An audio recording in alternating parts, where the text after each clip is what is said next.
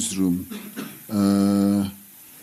Some veterans are not buying the renewal project, and we've got former President Jacob Zuma who's going to make an announcement. And he has, over time, been making a number of announcements. So tomorrow he'll make another announcement. We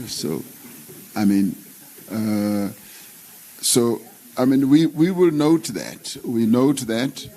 And what else can I do? There's nothing else I can do but to note.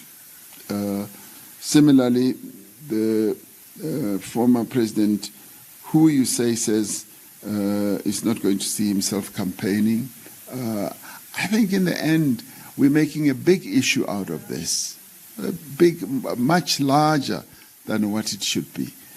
In the end, as members of the ANC, we would like everyone to be in the field, to campaign, but if you are not able to campaign, that's it. The work goes on, and we will continue doing the work. And I have said very, very vocally and openly, I am going to be in the campaign. I'm going to be in every street, in every village. That is what I am going to do. And obviously, we would like as many as possible. Some ANC leaders have asked me to campaign for the ANC in the 2024 elections. For the reasons I have stated, and many others that I will share with the public in the coming months, I have decided that I cannot and will not campaign for the ANC of Ramaphosa. Lunga asks, what will the ANC do about the announcement that was made by former President Jacob Zuma? And what I can say to you is that we all listened to that announcement, and we have noted what he has said, what he has announced, and that is as far as we are prepared to go at this point in time. And everyone in our country is free to express themselves in relation to who they will vote for and why they will vote for them.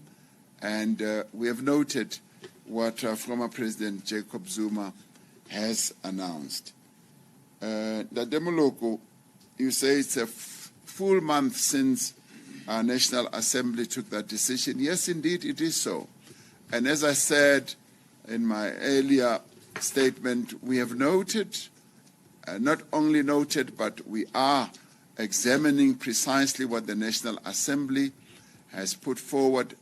We are government, and as government, we have to take into account a variety of issues, both diplomatic, political, as well as a broad range of relationship issues. And so that has been noted, and we are going to be giving close attention, as I said, to what the National Assembly has decided. It is important, comrades, to introduce these comrades of umkhonto wesizwe, because there are others who have stolen our trademark of MK and registered a political party. We are taking them head on legally, because umkhonto wesizwe belongs to the ANC. If you want to form a party, Mukiti Warikati, you can go, but leave MK with us. We are going to challenge them, and we are doing that as we speak. There must be a difference between the so-called umkhonto wesizwe party and the well-known umkhonto wesizwe that was launched in 16 December 1961. That the simple to different this umkhonto wesizwe, that is a new umkhonto wesizwe, and is not a genuine umkhonto wesizwe. It's a party disguised to lure voters and members and loyal members of the ANC to think it's the same thing as the umkhonto wesizwe that was formed by the ANC.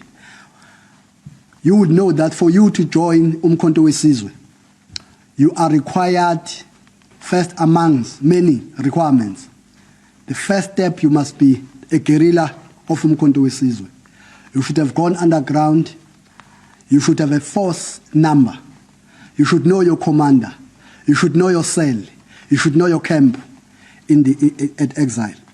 Now for this one, because we've seen also their recruitment forms, they recruit anyone, even my child who was born in 2000, can be part of this new umkhonto wesizwe. It's a clear sign that this is not a true umkhonto wesizwe. It's a fake umkhonto wesizwe. Then we are calling upon our people that umkhonto wesizwe that is with us today is with the ANC, and they are not in any way campaigning the people to vote against the ANC. Indeed, we can confirm that umkhonto wesizwe has been registered as a political party. There's a number of requirements that an aspirant party must meet before it is registered. The first of which is that it must publish its identifiers in the government gazette if it intends to register nationally. By identifiers, we mean the name of the party, the logo of the party, and the abbreviated name of the party. Having met the requirements, the party was registered on the 7th of September by the Chief Electoral Officer. There was no objections to the registration of that party. However, as a registrar of parties, the Commission also looks to satisfy itself that the identifiers to be registered do not offend those of an already registered political party. Now, President Jacob Zuma has decided to start his own political party, umkhonto wesizwe. Though he remains a member of the ANC, talk about some political chess move being played. Now, the big question is what is to happen to the ANC come 2024 elections? Because whether you like Zuma or not, whether you agree with his motives or not, or call him a disgruntled old man or whatever you may, the fact is that Zuma has still got a lot of support on the ground, a lot of influence. And with that said, that is bound to chip away at a lot of the voter base for the ANC. Also bound to lead to a lot of loss of voters for Ramaphosa and his ANC. Zuma calls the ANC of Ramaphosa a proxy of white monopoly capital, and also urges black people to vote for all other progressive black parties, including your ANC, UDM, PAC, and a few others. In many ways, it feels like Zuma is starting his own moonshot pact, the same way the DA, the IFP, and them have signed that moonshot pact, trying to galvanize all their votes together in an attempt to bring ANC to fall. He also goes on to say that the move that he's making is to help the ANC, but the way that I see it, yes, it could help ANC still maintain their votes, but only under his terms, because by the looks of things, Zuma is certainly to become a kingmaker come next year. I can already see the EFF, umkhonto wesizwe, UDM, and all the other smaller parties coming together to possibly rule the country even.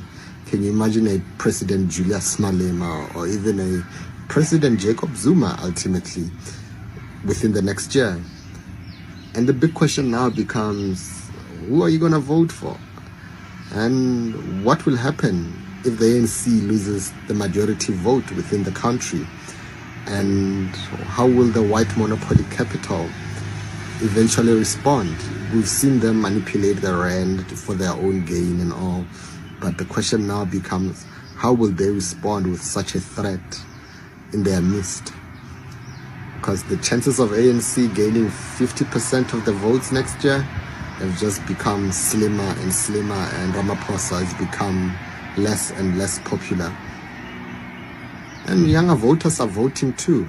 Younger voters who have no affiliation to the history of the ANC and the struggle will be voting. And I see EFF, PAC, umkhonto wesizwe are really stealing a lot of that voter base next year and coming together ultimately to rule the country. It's going to be a very fascinating political game to watch from now on until May, I guess, as they say, during the elections.